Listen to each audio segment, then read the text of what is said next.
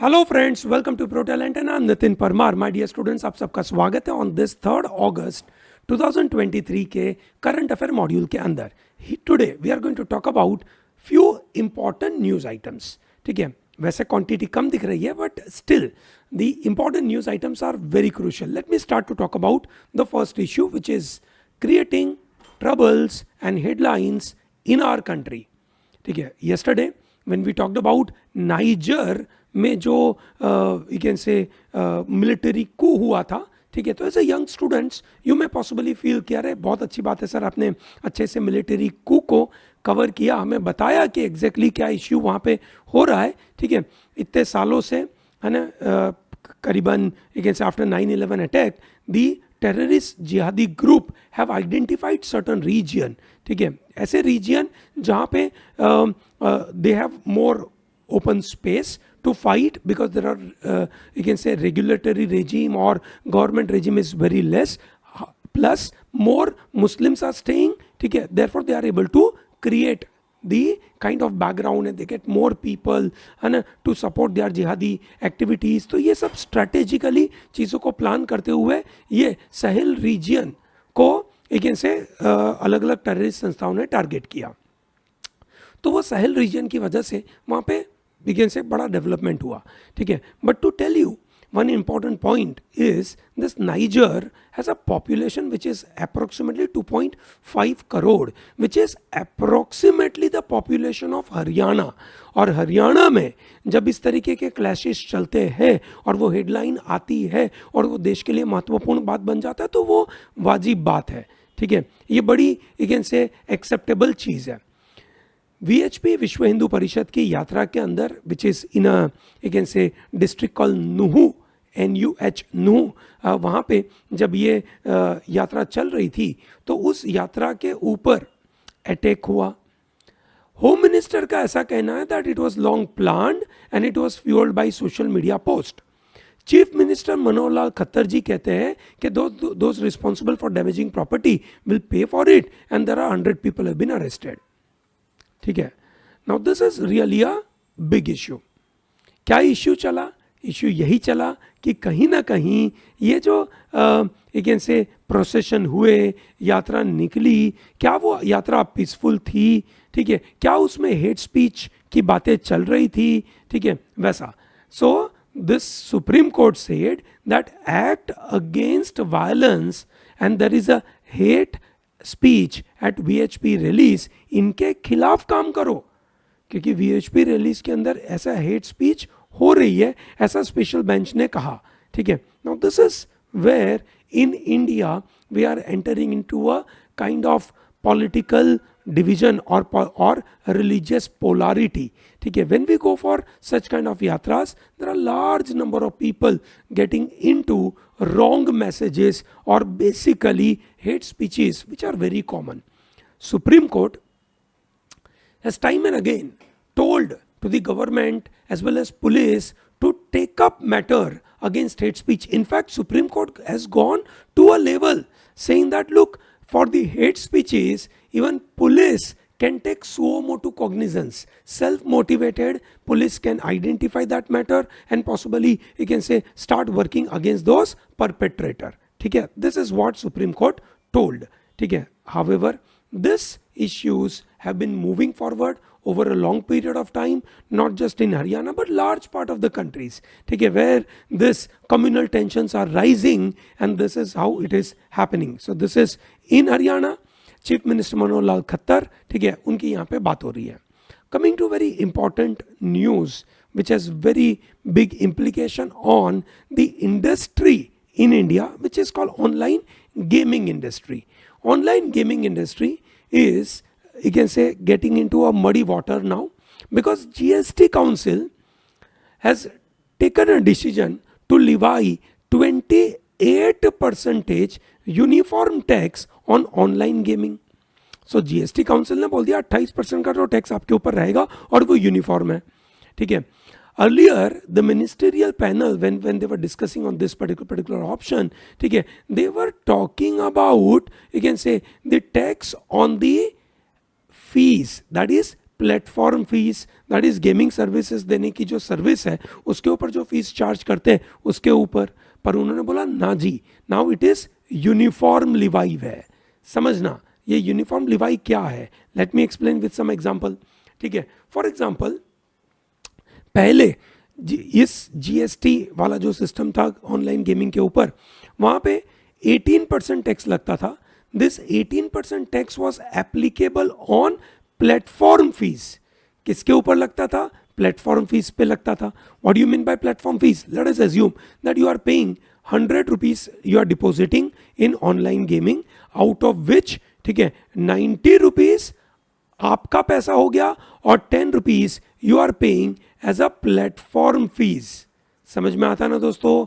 Platform fees हो सकती है ना, फ्री में थोड़ी मिलता है कुछ भी चीज।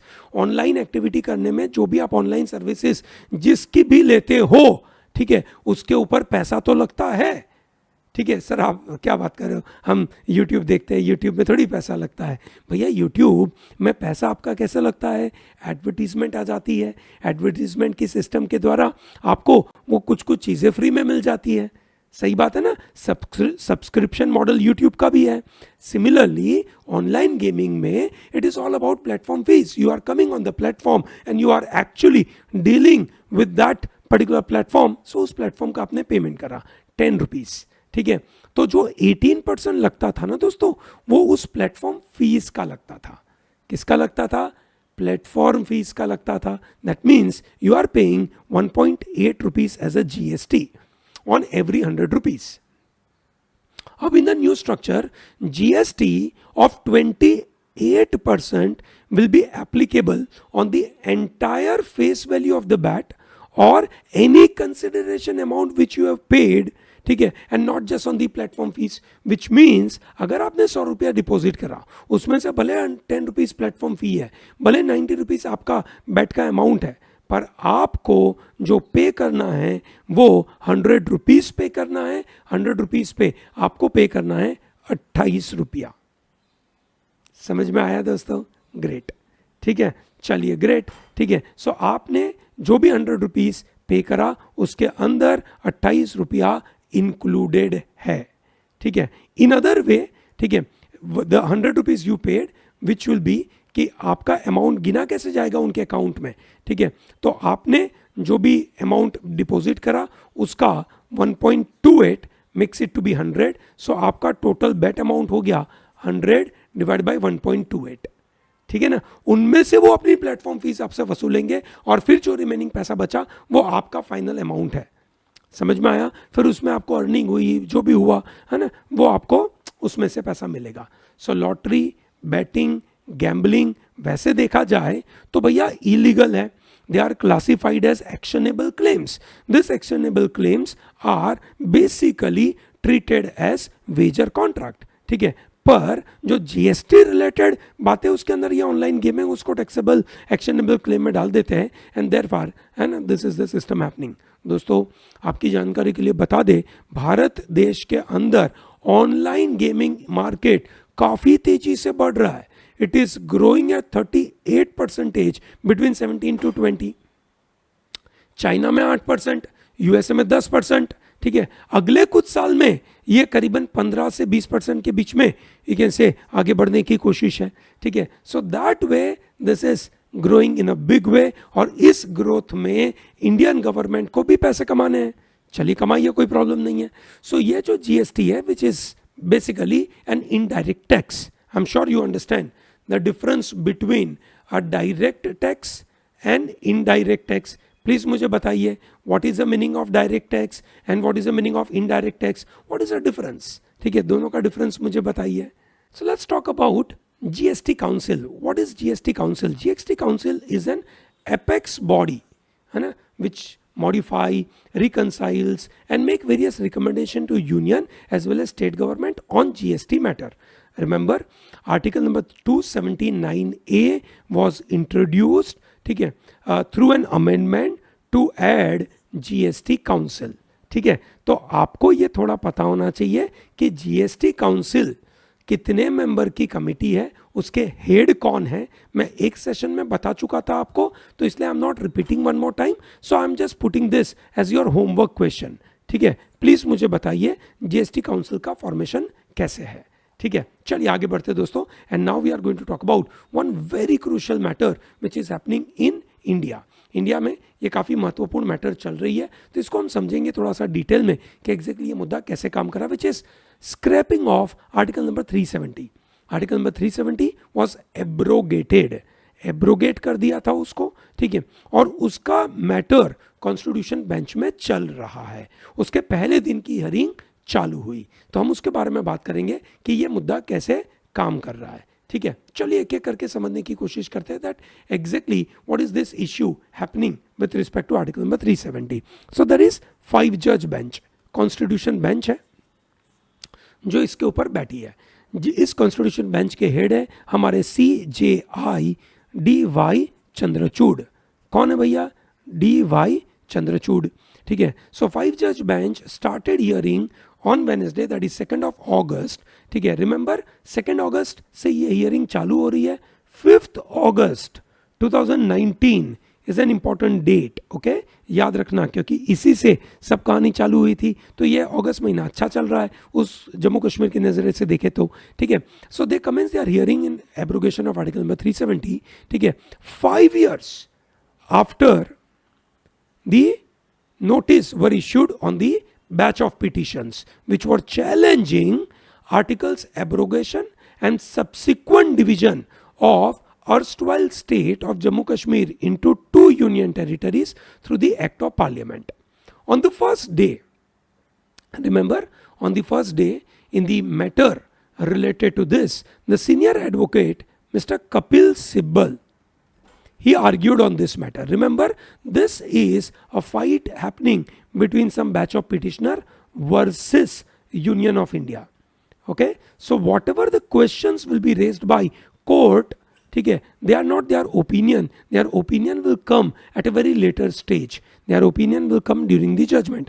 अभी तो कुछ होगा नहीं इसके अंदर। ठीक है, हाँ, अभी आपको ये समझना है कि बातें क्या चल रही है। ठीक है, so senior advocate Kapil Sibal who was appearing for national conference leader mister Mohammad Akbar Lone who was one of the petitioner. Remember, there were batch of petitions. ठीक है, बैच ऑफ पिटिशंस, उसकी ये बातें चल रही है। ठीक है, so he told to the bench that article number 370 was tossed out of window through a political act and not a constitutional act. Remember, this was a political act and you can say not a constitutional act. If you want to remove anything, please make sure that you do it through constitution way. ठीक है, okay. The other judge sitting on this particular matter, that is justice SK Kaul, Sanjiv Khanna, BR Gavai and Suryakant. कौन कौन है भैया? नाम याद रखिएगा, SK Kaul, Sanjiv Khanna, BR Gavai and Suryakant. ठीक है, great. Sibal also contended that although the major tone of article 370 is it's a temporary provision in the constitution, its content does not reflect it. That's what his argument is, कि 370 कोई temporary थोड़ी था। He argued that the provision could have been abrogated only with the consent of constituent assembly.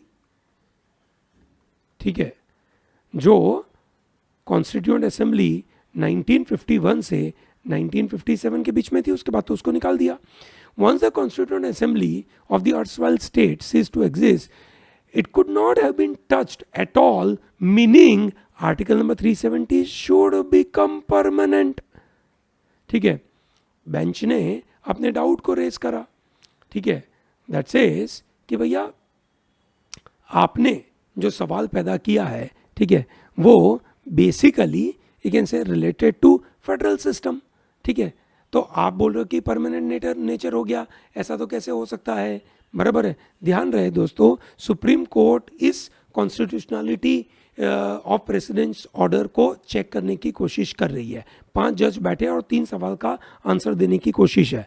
पहला सवाल है, can article 371D be validly used to alter the interpretation of article 370? पहला सवाल यह है, कि आर्टिकल 370 को ही यूज करते हुए आर्टिकल 370 के अंदर की कोई चीज को हम इंटरप्रेट कर सकते हैं क्या? पहला। दूसरा सवाल, do the statutory resolution violate fundamental democratic rights of people of Jammu Kashmir under article number 14 and 21 of the constitution when we abrogated article 370 without the consent of putting the president rule? ठीक है, क्या ये statutory resolution लोगों के fundamental right को निकालने के लिए सही है? And number 3, does the Jammu Kashmir Reorganization Act 2019 violate article 3 and part 3 of constitution? ये उन्होंने कहा। समझ में आया दोस्तों? 3 सवाल थे। सिब्बल ने जो बेंच का एप्रीहेंशन था उसको रिप्लाई करते हुए बहुत अच्छे अच्छे पॉइंट बोले और अभी भी उनका डिबेट वहां पे चल रहा है। Remember article number 370 of constitution had given special status to former state of Jammu Kashmir. In August 5, 2019, through a presidential order, central government scrapped article and subsequently introduced a new bill to bifurcate Jammu Kashmir into 2 union territory, one with a legislative assembly which is known as Jammu Kashmir and other without it known as Ladakh. With the removal of or abrogation of article 370, it followed various political development in Jammu Kashmir, including BJP government withdrew their support to PDP, जिसकी वजह से state के ऊपर कोई political party के पास superiority नहीं थी और इसलिए गवर्नर रूल लगा दिया। After the end of 6 months of governor rule, the state was brought under presidents rule on December 19, 2018 and बाद में ये उन्होंने फर्दर उसको 6 महीने के लिए एक्सटेंड किया। ठीक है, और उसके बाद 5 अगस्त को तो इन्होंने ऑर्डर डाल दिया 2019 में। कपिल सिब्बल ने अपने सबमिशन को आगे बढ़ाते हुए कहा that Jammu Kashmir was and will always be part of India. He gave a brief summary of the history of accession of Jammu Kashmir to India and stressed that instrument of accession embodied Article 370 and Jammu Kashmir's accession to India was conditional. In his argument, Kapil Sibal touched upon the imposition of President's rule to say that the apex court would have to take a final call on its validity. Petitioners have claimed that promulgation of President's rule suspended Article 3 of Constitution, which protects the views and the consent of the people. Therefore, with regard to Jammu Kashmir, it suspended people's right to be heard before the formation of new state or alteration of the state. Thereby, this Article 370 is definitely against the fundamental right. Under Clause 3 of Article 370, not only would the consent of Constituent Assembly, which is needed, but motion to change, amend or abrogate the Constituent Assembly or anything within that Article 370 must be initiated by Constituent Assembly. So Article 370 starts with non-obstante clause, which implies that President's rule cannot be used to override this kind of you can say point that is Constituent Assembly होनी ही नहीं चाहिए, ऐसा मतलब ये मानना गलत है। He further pointed out that pursuant to the Constitution of Jammu Kashmir coming into the force, Constituent Assembly, which was dissolved on 1st January 1957, had performed all its function, including defining Jammu Kashmir's existing relationship with India. On the dissolution of Constituent Assembly, there was no authority under Article 370 that could give any recommendation for the purpose of amending or abrogating it. Parliament took upon themselves the constitutional responsibility of saying that we are not legislature, we are Constituent Assembly and we will exercise the will of the people in Jammu Kashmir to abrogate 370. This is what has happened, this is what Kapil Sibal said, and therefore this is not acceptable. This is what his argument is. He said that bifurcation is faulty. State cannot be divided into union territory. ठीक है, this state converted into union territory has never happened in the history of the country. कभी भी हुआ नहीं है. With this scrapping, Jammu Kashmir moved away from the representative democracy without any constitutional basis. ठीक है. And thereby center has not hold any parliament election there. It chose not to conduct state polls that would lead to the election of representative to the assembly. In response to Sibbal's assertion on the permanent nature of Article 370, the Supreme Court bench reminded him that article finds its place in Part 11 of Constitution, which relates to temporary, transitional and special provision. CGI asked the question, can we then, by saying that power under clause 3 goes once the Constituent Assembly comes to an end, and that really converts this into permanent provision, which never was intended to be by the Constitution? This is what CGI inquired. Sibbal साहब ने कहा that Article 370 was a temporary provision, should be interpreted as a separate independent provision and on its own term, even if it is part of Part 11. तो उसको independently treat करना चाहिए. तो ये सब लड़ाइयाँ इस 370 आर्टिकल के बारे में हुई. डे 1 को, डे 2 में क्या होगा हम देखेंगे. चाइना में बड़े बड़े बवाल क्रिएट हो रहे हैं, है ना. Not just you can say in the political matter but also in the matter of nature, है ना. बड़ा बड़ा you can say कहर मच रहा है वहाँ पे. और वहाँ पे जो streets है they have converted themselves into rivers and there is heavy rain which is happening. ठीक है, बहुत ज़्यादा बारिश और उसकी वजह से वहाँ पे काफ़ी दिक्कत है. 140 सालों में पहली बार इतनी ज़्यादा बारिश. ठीक है. China is also planning to limit children smartphone time to 2 hours. इसके पहले इन्होंने बच्चों को ऑनलाइन पे क्या गेम खेलनी है उसके लिए भी इन्होंने परमिशन लगाई थी. दैट पूरे हफ्ते में they can play only last 2 days, that is Saturday Sunday and that too maximum certain period. This is what they provided and now they are coming up with one more restriction on them कि बच्चे 2 घंटे, है ना. China Cyberspace Watchdog has put forward plan to limit usage of cyber phones by children to no more than 2 hours a day.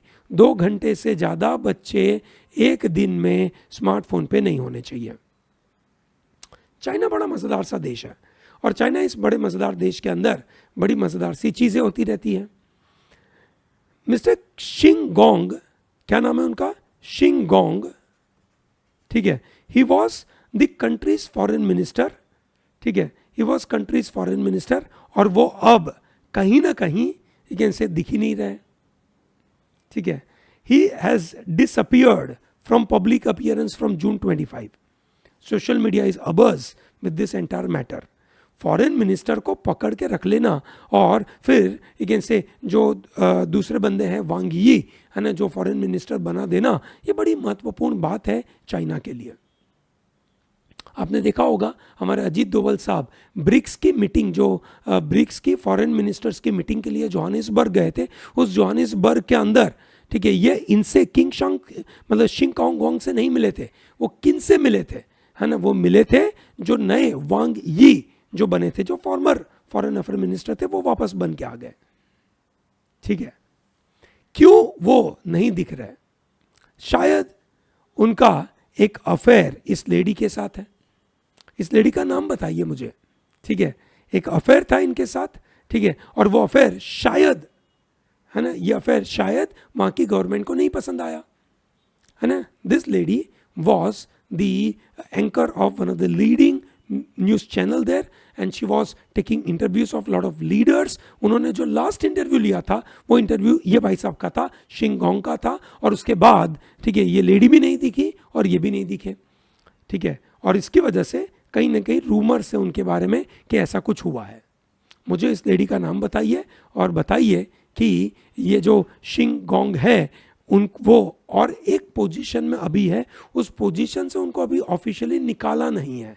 ठीक है, उस position का नाम क्या है, चलो मैं ही बता देता हूँ. स्टेट काउंसलर की पोस्ट है उनकी. क्या पोस्ट है उनकी? स्टेट काउंसलर की पोस्ट है.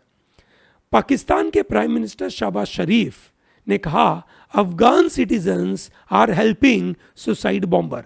आपने देखा होगा एक बहुत बड़ा सुसाइड बॉम्बिंग हुआ पाकिस्तान में जहां पे कुछ लोगों की मौत हो गई, ठीक है, सुसाइड बॉम्बिंग हुई। और वो सुसाइड बॉम्बिंग के अंदर कौन इन्वॉल्व है? ऐसा इनका कहना है कि अफगान सिटीजन्स आर इन्वॉल्व। जैसे कुछ समय पहले ये नाम देते थे इंडिया का, अब ये नाम देना चालू करे तालिबान अफगानिस्तान का, तो एक बड़ा इशू है। कनाडा के प्राइम मिनिस्टर जस्टिन ट्रूडो और उनकी वाइफ सोफी ट्रूडो है ना, they have separated after 18 years of marriage.